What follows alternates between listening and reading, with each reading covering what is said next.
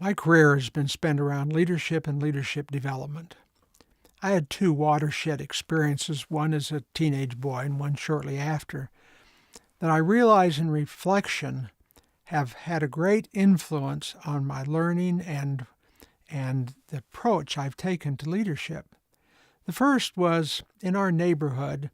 There was a retired general in his 90s who I met. His name was General Harold Townsend. He was a retired general from the Army Corps of Engineers and had spent much of his career, I don't know about most, but he'd spent much of his career in Southeast Asia prior to what we think of as the Vietnam era. And he shared with me stories. He had his big war chest with labels on it and a box camera he'd carried around the world, and these pictures he'd taken all over, and he'd share these pictures and tell me about them. And as a teenage boy, my eyes were big, and we didn't have CNN in those days. And here were pictures of bodies laid out in the jungle with minus heads and things the terrorists had done and so on.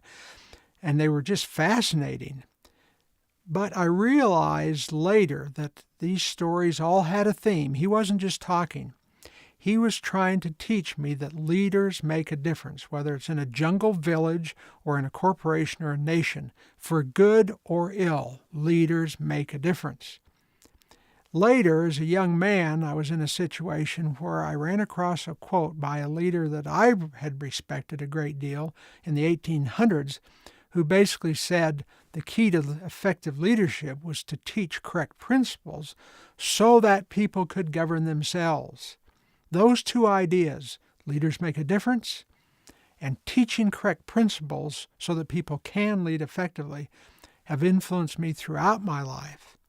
I share them with you because I'm convinced that you can make a difference, I can make a difference, and principles applied are the way to do it.